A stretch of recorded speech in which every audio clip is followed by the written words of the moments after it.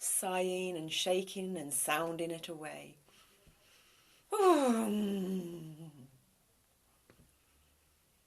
Sounding and sighing and shaking it away.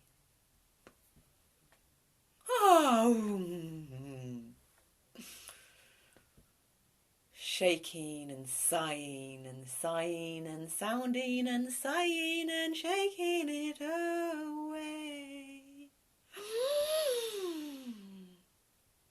Sighing and shaking and sounding and singing it away.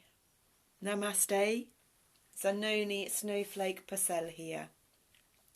Welcome to the Shinto Yoga Experience with Shinto Self-Empowerment. One of our fun tools for our shadow dance with life. Daily meditative poetry reading with numerology, colour and sound therapy.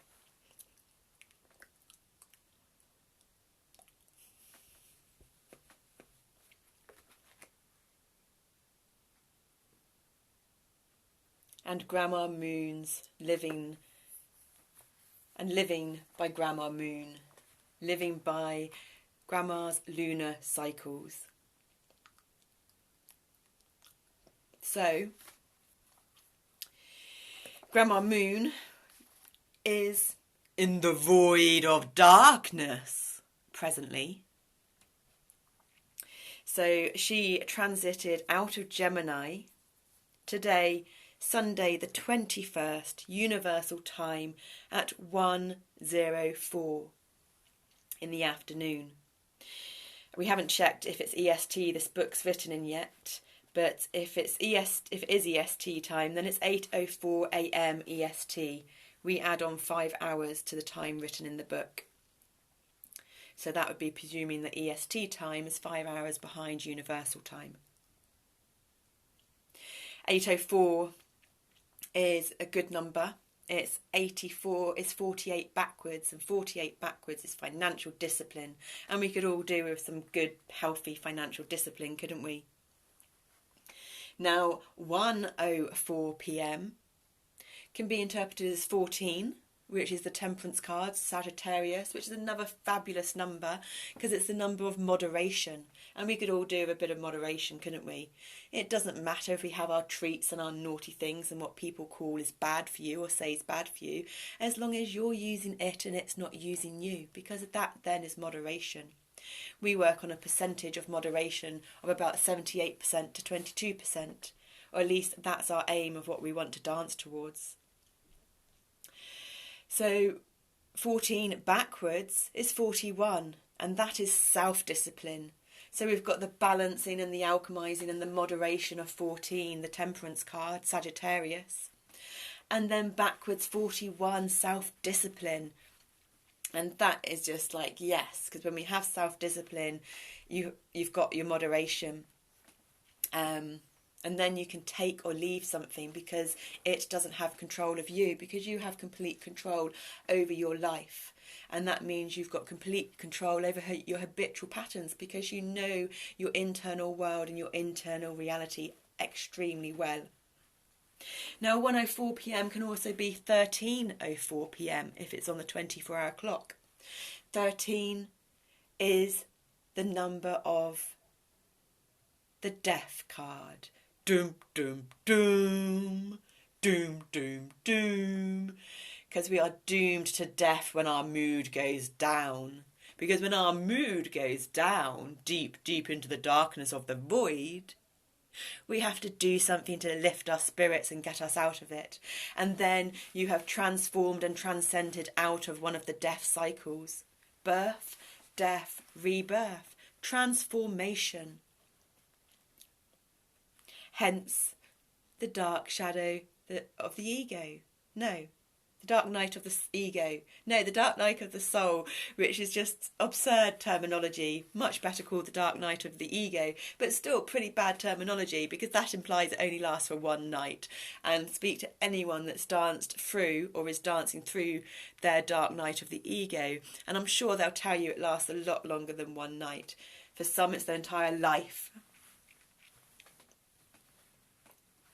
And so we are sharing our live reality healing process to inspire, especially those who have been in it seemingly felt like their whole life.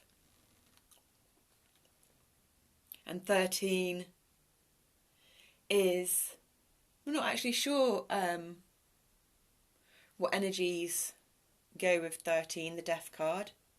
I'm guessing because it's transformation and birth, death, rebirth, it's going to be Pluto energies or Scorpio energies. But that one's not into us yet, but I'm sure it will be now that that question's been asked.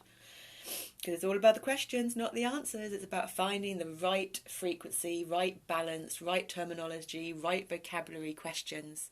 Anti-war, ding, ding, ding. Pro-peace, ding, ding, ding. So, when Grandma Moon is in the void, of course, she's not affected by any other archetypal energies whatsoever, apart from your inner self, your inner world, your inner reality. So from our and we welcome in Grandma Moon's dark void, of course, moon. She rose today as well. So Grandma Moon is up with Father Sun, Father Sky. So we we're all over the place. We invite in. There's a lot of us out at the moment, and we're getting excited. So we invite in the sun energies, Father Sky energies, and the balance of Grandma Moon and the Sun, who are both currently up at the moment. For Grandma Moon's void of course. So this is a beautiful time to be dancing with the void of course of Grandma Moon, because she's not up at night time, she's up during the day. So you have that extra balance of sun energies, because we're in the planetary hours of sun in this moment, as you just heard from our app, but also in daylight outside. So it's a wonderful time to be dancing with these deep, dark internal energies.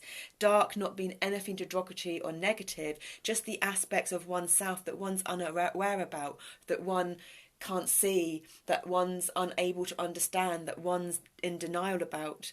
So we've got all this light energy to bring those deep, dark denials, unaware, unseen parts of ourselves to the surface, and we welcome them with open arms and joy and gratitude for whatever is, knowing that that joy won't only stay there, but the joy is the perception of the future for when we transcend through them into that complete transformation of self, or selves within self. Self being the one self that we will project to the outer world when it is necessary. But anyone that truly knows us will get to see the whole package of beautiful us, which is many selves in one.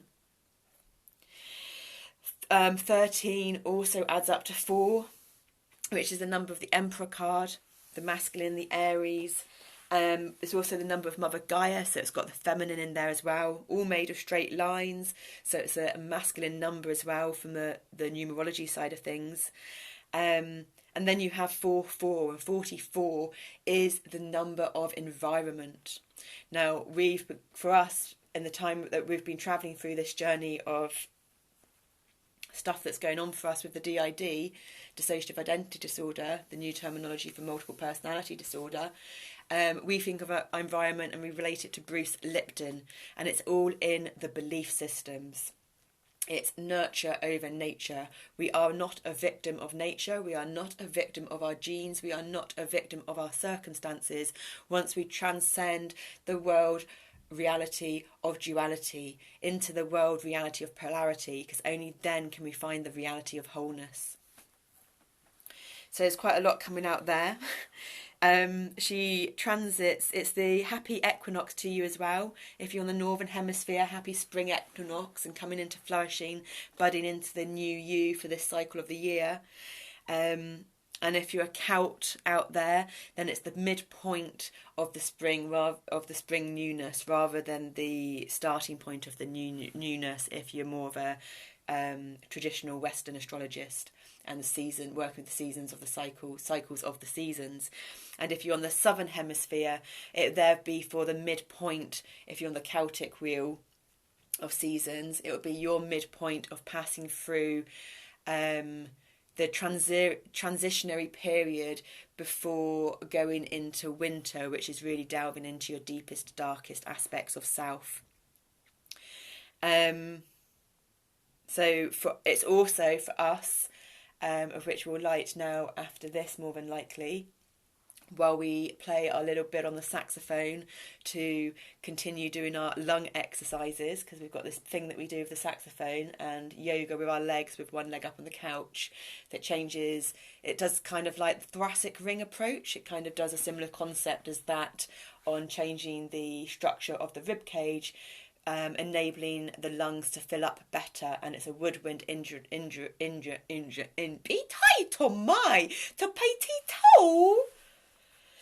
looks like the glitch in the matrix just happened, so we've had another shift. It's a woodwind instrument, and so it needs a lot of lung capacity.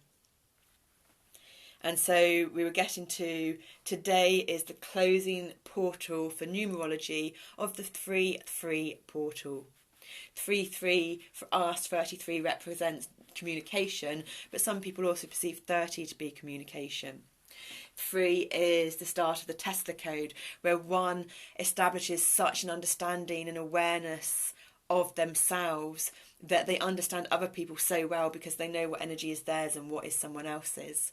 It's about, it doesn't matter whether you're poor financially or not, because you realise the abundance that you have in understanding yourself, in having nature, in what one can do with recycling and upcycling and all kinds of things when one doesn't have money. And then when you get money, you're less likely to, lots of money, you're less likely to lose it from a life event that needs to teach you a lesson, because you've learned most of the lessons that you need to learn in your life. And we say this because we're going to be watching this back, so it's interesting because sometimes we will say you, sometimes we'll include us in this present moment. When we're including us and saying we in this present moment, it means we're talking about everyone that's out in this present moment for us in this one body, and the watcher. And the watcher could be however many of us watches it at one time, or comes back to watching it at different times, or you, the watcher that isn't us in this host human body, most amazing quantum bioorganic computer. And so when we say you, it's obviously not applying to us in this body at this moment, but is applying to the us that's going to watch this back. And then anyone that's brought to this and watching it must have similar resonant frequencies of needing to be inspired or learn something or get one of those synchronistic moments from it. And it'll be anything in it, basically. So yes, so we've got the 3-3 portal. It's the 3-3-5 portal. So it's 65, which adds up to 11. And we have 11 is the numerological number vibration of our new name, Zanoni Snowflake Purcell. Whereas our birth given name, Neve Deborah Coleman, is 8. 3 is also the number of the card that the card breaks down to that we're looking at, which is number 12. And 12 is complex stability. So we have our... because it's the 3-3 portal, we set our alarm for 12 o'clock and 12:12, so that at 12 o'clock we know it's opening the energies up to number 3, but it's also opening the energies up to number 12, which is complex stability in the linear masculine, the society we function in at the moment.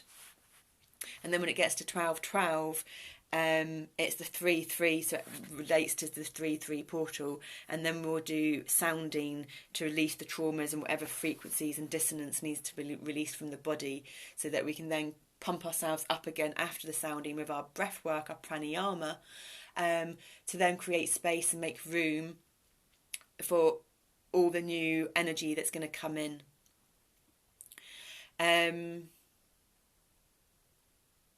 Yeah, I think we've done the numbers there. So Grandma Moon transits into Cancer. If it is EST time, we're just going to say it is EST time, but you might have to check that yourself. At 8.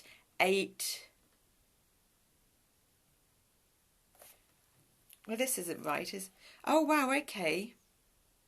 So we're not in the void of course moon at the moment. I don't know what time we started this video. I was under the impression... We might have been under the void of course when we started this video, I'm not sure. But it's a really short void of moon, like 12 minutes. Oh, look at that. There's 12 complex stability again. Oh, it's 12. Yeah, right. No, we've added up wrong.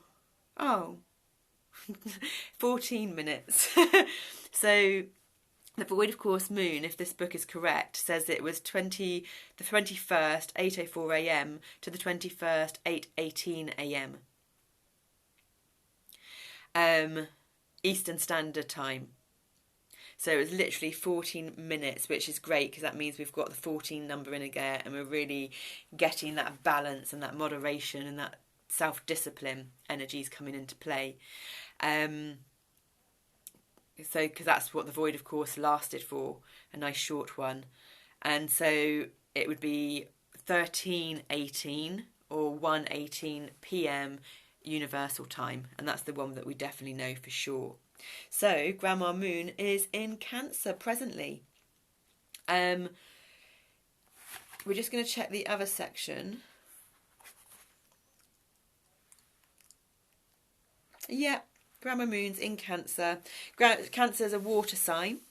She's fruitful, feminine, and we also at 3:40 p.m. Universal Time go into this Grandma Moon's second phase. She's all about nurturing and mothering, and she's the ruler of the 4th house in the collective consciousness astrology chart, which is all about sense of belonging and past, and sense of belonging in future, in your home, and all things domesticated, if we've remembered correctly. So that's perfect. And we do have some extra challenging energies today with Grandma Moon, because she is squaring both Venus and the Sun. So a lot of people can perceive squaring as negative energies, but we like to perceive them just as more challenging energies. But once you understand your personal makeup of energies and the collective consciousness, then those challenging energies start being one we perceive as being grateful for them, because when one overcomes the challenging energies, the reward is much greater, and the challenges become a lot less and a lot less frequent in the cycles. So there's the moon information. When we picked this card, it was about brown, established boundaries, but it's got the green in it from yesterday, because we need to establish the physical boundaries in our body. So we need our ligaments to start resonating and vibrating and functioning better, so that when we have the bursts of energy, if you think of it like a riverbank, at the moment we've got like a sandstone riverbank and it collapses really easy. We need to reinforce our sandbank river barriers to be more stone in the places that we don't want to collapse, and where our body, because of the fibromyalgia, has made pathways, we want those to stay sand so that they can be released, so the energy can flow down them again, which is the optimum resonant pathway for the energy to flow. And then there'll be less physical pain, even more. And also we want to learn about needs and healthy needs and boundaries in any kind of relationship. So not just the relationship with our body, which is the root chakra, red, but also with our emotional body, our sexual body, our mental body, within relationships with other human beings, within relationships with nature and plants. So it just depends what we hear people call it right relationship. When we read The Pilgrimage, we think he called it the good fight, but we don't like the good fight, because the good fights it fights like war rather than peace. So there's anti-war and pro-peace. Pro-peace is the healthy, resonant, non-triggersome language and vocabulary. Fight is a triggersome vocabulary, a defensive and aggressive vocabulary. And good is vocabulary that relates to the world of duality. And so right relationship, the word relationship's fine for us, but right takes us into the world of duality. So for us, we'd prefer to say like a harmonic relationship, or a resonant relationship, or a healthy relationship. So it's becoming really aware and paying attention to the words and vocabulary that we use. And if we're wondering why we've triggered someone and our intention wasn't to trigger them and they've misunderstood us, maybe it's due to the language and the words, specific words that we've used. Maybe it's to do with our tone of voice. Maybe it's to do with our body language. There's lots of ways of communicating. And what we just realised not this morning, but after our cold water therapy and our summer house, and our meditations just before doing this reading video, whatever it's called, is that children are a mirror image of parents. But the children are the mirror image of the parents' internal reality. So if there's a parent and an adult that isn't in denial about something in themselves, and they're not willing to wake up to what they're in denial about, they will have a very tricky relationship with their child. Because children learn by monkey see, monkey do. Or rather, monkeys feel the energies, monkey then builds their body and their subconscious programming from those energies.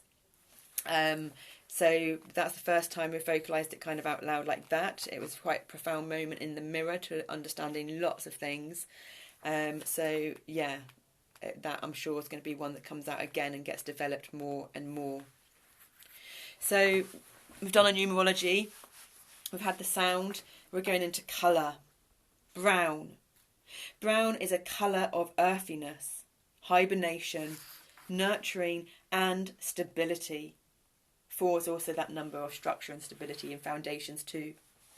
It helps, and soil brown that we're looking at is the foundation for plants to grow in. So it's about getting the acidity and the alkaline of the soil to the correct pH for depending what plant you're growing in it. And a wonderful plant to show you, I think it's called a hydrangea. Is it the big flowers that are made up of loads of little flowers, and they can either be blue or red or in between. If they're blue, it means the soil's more alkaline. If they're red, it means the soil's more acidic. Just for a visual image of what we were talking about then. Brown also helps create healthy boundaries and attain a balanced perspective. Use it to help you connect to the healing properties of nature, to revive your energy and creativity. Brown protects, supports, and provides structure. It gives access to common sense and provides fertility, reliability, nourishment, and resilience. Brown can assist with practicality, patience. That's interesting because patience is also the number 2, and we've got a 2 in the number 12 on this brown card. Mental stability and security, and it promotes reflection and patience. On a physical level, brown cleanses the bowels and brings about a sense of renewal. The best way to work with brown is in a garden, or by going to the park and connecting to trees and nature. Too much brown can create dullness, fear of change and transformation, and a reluctance to expressing feelings. So yeah, people that maybe work with soil, so this is great because we've got our sleepers ready, and we're going to be getting the soil, and we're going to be getting hands. We hate putting our hands with the autism. We hate putting our hands in the soil and in flour and all kinds of things because of the tactile feel, and it makes us cringe. And we have to then go and wash our hands and clean our nails out straight away. Now, soil is a bit easier than flour. Flour, as soon as our hands come out of the flour, they need to be washed straight away. Soil, it's only if it's wet, it's only when it starts getting dry that it starts getting really irritated, so it's not quite as immediate. So we're going to be getting a lot of brown in this grounding and this nurturing, so it's really good. We've got the structure and the foundations of completely changing our front garden from this wild, overgrown, beautiful mass for the wildlife into a proper garden with paving slabs, and railway sleepers to make a high-rise garden, raised bed to grow our own food in, which is the self-sufficiency, because we're wanting self-sufficiency in all aspects of our life. And it's food as thy medicine. We are what we eat, and we are going to put the water from the bath into the soil, so it's got our DNA in the soil, in the foundations to start with before we fill it with soil, and then we'll also do it when we fill it with soil, and also at the foundations at the ground now before we fill it with soil. We're also going to put the lapis lazuli crystals and the shungite crystals that have been in the bath for ages, absorbing so much information from us every time we have a bath. And they're in the cold water bath that we've got in at the moment, which we have to keep going to because we're on explosion time again at the moment because of the lack of physical boundaries in our body. And we're not going to talk about this too much because what we talk on, our energy goes to, but it creates a lot of physical pain and nerve pain, shingles in the side of the face, all the teeth nerve pain where we've got that tooth that's kind of slightly bad, but it's poking out at the back. And we're also in the sun has transited into Aries at the moment, and the sun is about the external self, the superficial, the top surface of the skin, what we show the world, but physically the top layer of the skin. So when we had Gemini moon and going into Aries, it really kicked off the internal head, and then it went into Gemini, which really kicked off the nervous system. So it's just been unbelievable, the nerve pain. And now it's gone to the external of the head. So we've gone to the external of the feet, and the internal of the head when it started on the Aries moon and Pisces sun, transited through all the different signs. Cancer's the heart area and the chest. So we've got our support, back, shoulder support on, and we've been on the floor. If we want to watch anything, we're not allowed on the couch. We have to be on the floor in a supported back bend. And so we're on a major transition thing at the moment, and now that the sun's gone into Aries, we'll be working on the external head for this whole month of Aries seasons, while we go through each of the parts of the body while the moon goes through them. So at the moment we're on the heart, the chest area and the breasts, whatever else counts the rules, and the outer head. Hence why we're having to do so much head dunking in the water, opening our eyes in the water and doing our peripheral vision eye exercises in the water, both together and one on the side with each ear, because then you're accessing the vagus nerves, doing the gargling to stimulate the vagus nerves. So that's polyvagal theory if you want to Google that. And the latest one is blowing out of our nose while our face is under the water with our eyes open, and that's really clearing stuff. And it was hard, so what we do, like with the saxophone, it's hard to breathe, but if we put our left leg up first and then go to our right, it's easier to play the saxophone. Whereas if we start with the right leg first and then go, it's harder to play the saxophone. And now the same concept with the breath, because this is going to show which of our vagus nerves and tuberology, the tubes in our body, is congested. Hence we've been doing a lot of just singular nasal breathing as well, singular nostril breathing. So when we open our eyes in the water and blow out our nose, if we look up first before putting our eyes in the water, we don't have to work against the different modality of... So when you open your eyes, it's air that the eyes are used to. So if you open your eyes, put your head straight in the water and then look up, you're going into a denser material, which is water. I don't think material is the right word, but it might be. But if you start with your eyes looking up before you dunk your face in the water, it's easier because then you can look up a little bit more, blow out your nostrils, then look down and blow out your nostrils, and it's easier. But if you have your eyes looking down, put your face in water and then attempt to blow in the water, it was really hard. Now this is different for everyone, I'm sure, because it depends on your individual patterning in your body. But these are the scientific experiments, just a few of the ones that we've been doing throughout this whole journey. Wow, there's lots coming out, isn't there? So number 12, brown.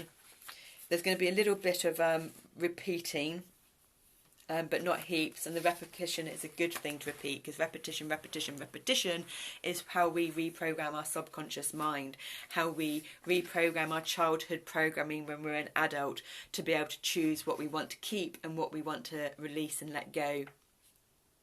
12, brown. Establish boundaries. Brown is a colour of earthiness, a direct conduit to nature, animal wisdom and universal wisdom that creates healthy boundaries and attains a balanced perspective. Connect to nature's healing properties and revive your energy and creativity with brown. And we're thinking of Brené Brown now, she does a really good TED talk on vulnerability. Use the brown ray to deepen your connection to the earth and create healthy boundaries. Healthy boundaries, and this is our bit, in your physical body, your emotional body, your sexual body, your mental body, in all of your bodies and auras and selves. Ding, ding, ding! And so, for boundaries, go outside and find a stick and draw a circle on the ground. Stand inside the circle. Breathe in some fresh air. And you can even visualise yourselves doing this now in your head. Visualisation work is really powerful, even though one doesn't notice it. The people that think visualisation work doesn't work are the people that are really detached from their subtle energetic body. Allow the brown rays to connect you to the earth and say, Divine light, I choose to create new boundaries for myself and others. I choose to listen to my own guidance and follow it, respect myself, value myself, and love myself. Divine light, we choose to create new boundaries for ourselves and others. We choose to listen to our own guidance and follow it, to respect ourselves, value ourselves, and love ourselves, every inch and aspect of ourselves. Divine light, we choose to create new boundaries. 4. Apologies. Divine light. You choose to create new boundaries. Divine light for our watchers. They choose. You choose to create new boundaries for yourself and others. You choose to listen to your own guidance and follow it. Respect yourself, value yourself, and love yourself. Yes, you, the listener, from our beautiful divine light, you choose to create new boundaries for yourself and others. You choose to listen to your own guidance and follow it. And you choose to respect yourself, value yourself, and love yourself. Divine light, we all choose to create new boundaries for ourselves and others. We choose to listen to our own guidance and follow it. And we choose to respect ourselves and value ourselves and unconditionally love ourselves. Always. Divine light, I choose to create new boundaries for myself and others. I choose to listen to my own guidance and follow it. And I choose to respect myself, value myself, and love myself. So much appreciation and gratitude. You may wish to just do a little thymus tap, which is on the area just above your chest, kind of on your heart, but in the centre. Your thymus gland regulates all the systems in your body. The circadian rhythms, the rhythm of your body. And then state how you would like to be treated by others, and only leave the circle when you feel clear about your boundaries. So for us right now, my beautiful alternate personalities that do all their stuff in the back of my head that we've chosen not to bring forward because it's too much for our prefrontal lobar cortex, do your work back there, please, quietly and silently. And so it can be surfaced as and when it's ready for us to put pen to paper or voice to voice recorder. And you guys now may wish to do a similar thing. You may wish to get out a pen and paper and write down what boundaries, what you feel clear about, and what boundaries you consider to be healthy boundaries, depending on the situation, knowing that it always changes depending on your vulnerability and the people that you're with. Or you may wish, if you like us and you suffer with sore wrists and hands and writing's not very easy, you may wish to do it into a voice recorder first, or even you may wish to speak into an app so that it writes it down. I know we want to start using our word voice recorder where you talk into it, but it actually then writes it down. So we almost forgot the actual poem. We are also stopping to eat this week. Starting from tomorrow, we are going to attempt, it won't be fully, I don't think, but it will be fully liquids. We've got a curried parsnip soup that we've been eating with some bread and cheese, but we're going to stop bread and cheese because we feel that the bread and cheese is adding to our inflammation, adding to our nerve pain. And the curry spices things up. It's hot, isn't it? So we're not going to have any more of that soup because we don't need any more hotness and spicing up, because that's adding to the inflammation and the nerve pain. So we're going to keep it simple and just have rice and peas with a bit of soy sauce for dinner. And we're about to have, it's not curry spiced, it's more nutmeg spiced and cinnamon apple sauce and yoghurt for breakfast, of which we haven't quite had yet, but we're having after this. Because we find when we connect to source and do our meditation before we eat, it enables us to eat better and function and absorb what we need to absorb from the food. And at the moment our guts and our digestive system is really not functioning well. It's bloating out. There's some real congestion and blockages that needs to be released and opened up. So that helps in that process of absorbing what we can from it. We're also, it's World Water Day healing. It's World Water Day tomorrow. So there's this thing we watched last night, Global Coherence Pulse, and on there's a thing about doing a water detox, just having water for 7 days. Now we'll attempt to do that, but I don't know if that will work or not, because I know that all the alternate personalities aren't in agreement of that. It's fantastic. We're getting a grumbly feeling in our stomach right now. That very rarely happens. Well, I don't know when that last happened, actually. It's a long time ago. So we've finished our 108-day challenge. So we're not going to do... I know there's a reading that they want to do for the spring equinox. The cards are all picked, but we're not going to do that today. That's going to be a bit late. So it may be tomorrow, but it may even be Tuesday. And then we're just going to have water, but we're also going to have our coconut water, and then lots of different herbal teas that we have. And if we want to have a treat, because I know the younger ones want their treats, we're going to have our barley cup or a cup of tea, but we have it with cappuccino oat milk now. The oat milk on its own didn't work, it's too runny, and we like our stuff to be creamy and milky, but the cappuccino oat milk is fantastic, and the chocolate oat milk's really good as well. And so our younger alternate personalities feel like they've been naughty and getting their treat, but actually it's really good stuff for us that doesn't cause more pain. And if we get really hungry, we've got a banana left, so on one day, it might be for the first few days, first 3 days, we have like the applesauce and yoghurt, like today, with rice and peas.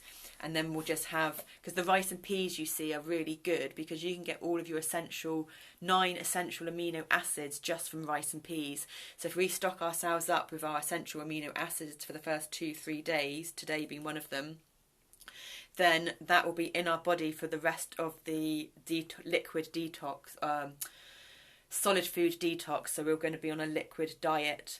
And then, for instance, it will just be applesauce and yoghurt, and then it might just be one of our healthy banana milkshakes, which we have aloe vera in and other things in.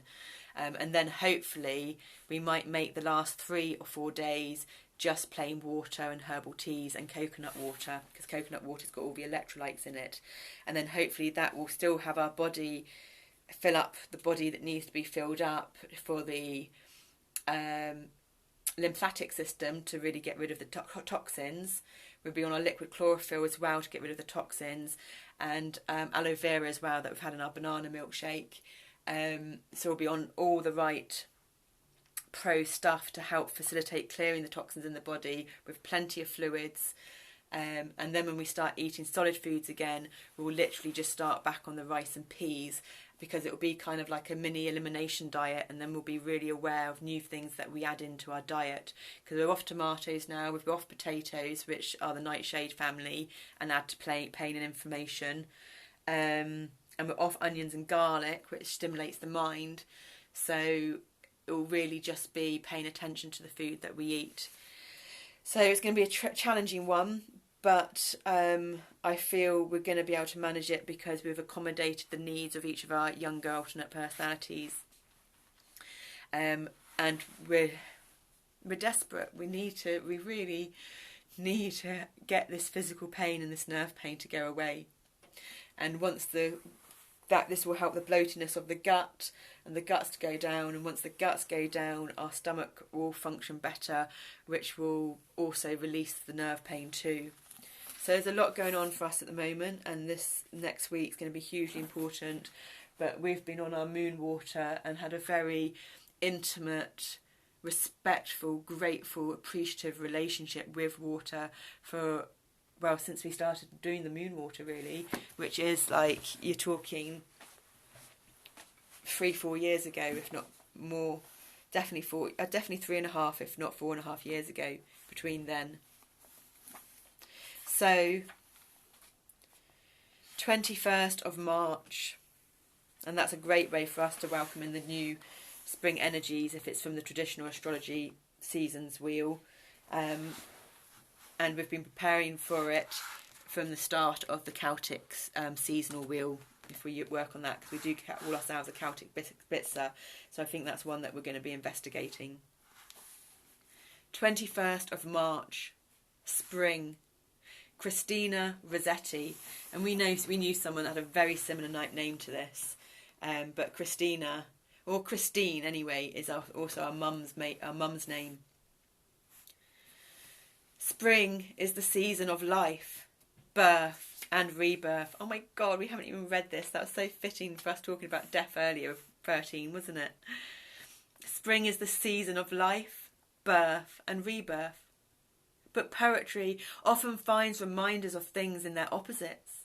and even life can serve to be a reminder of death. In Rossetti's simple song of spring, the poet cannot resist seeing the season of spring as a time that passes by all too soon.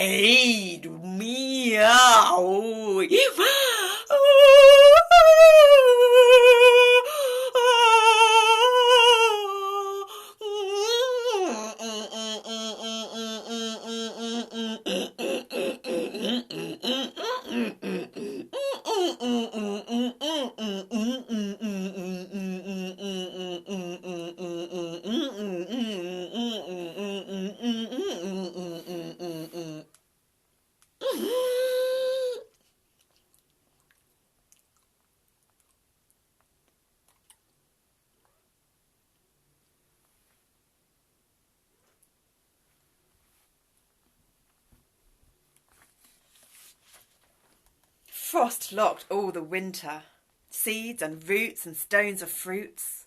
What shall make their sap ascend, that they may put forth shoots? Tips of tender green, leaf or blade or sheaf, telling of the hidden life that breaks forth underneath. Life nursed in its grave by death. Blows the thaw wind pleasantly, drips the soaking rain. By fits look down the waking sun, young grass springs on the plain. Young leaves clove early hedgerow trees, seeds and roots and stones of fruits, swollen with sap put forth their roots. Curled-headed ferns sprout in the lane, coroo, coroo, coroo. Curled-headed ferns sprout in the lane, birds sing and pair again. Ah, there is no time like spring, when life's alive and everything. Before new nestlings sing, before new nestlings sing, before cleft swallows speed their journey back along the trackless track, God guides their wing. He spreads their table that they nothing lack. Before the daisy grows a common flower, before the sun has power to scorch the world up in his noontide hour. There is no time like spring that passes by. There is no life like spring, life born to die. Piercing the sod, clothing the uncalfed clod, hatched in the nest, fledged on the windy bough. Strong on the wind, there is no time like spring that passes by. Now, newly born, and now, hastening to die.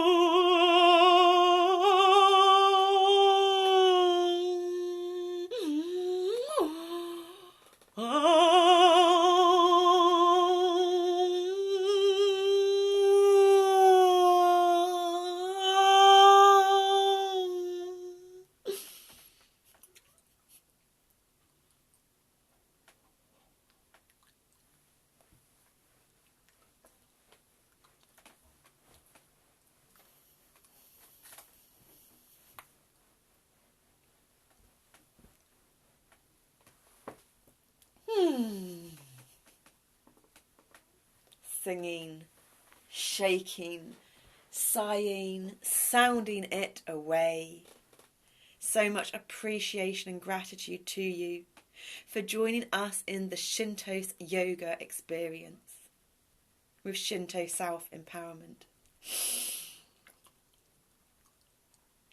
A multitude of our fun tools in one for our shadow dancing with life. I'm Zanoni Snowflake Purcell. Zanoni Snowflake Purcell.